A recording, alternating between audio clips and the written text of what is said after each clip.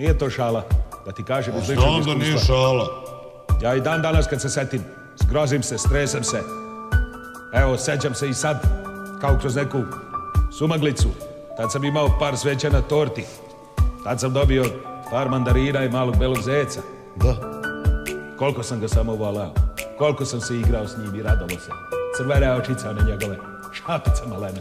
Napravio mu kuću, ogradu, sve.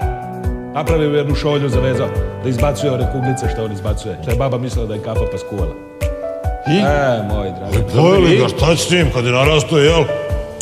Pojeli ga, da, ali ne zato što smo teli, ne zato što smo morali.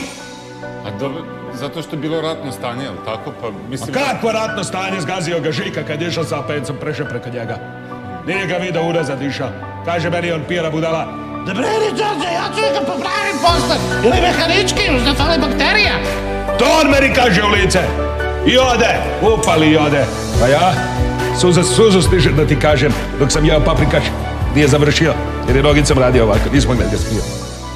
Tresao sam se, ovako sam se tresao i jeo. Suze mi išle u paprikaš, nisam solio, ne? Jedno su me smirili da ti kažem koliko sam ridao, 24 godine sam imao, još se sećam kao kroz maglu. Tek sam se smirio popodne kad je baba napravila vanglu u štipaka. Pa s pekmezom onda, kad sam pojeo, valjda mi se šećer digao, šta je?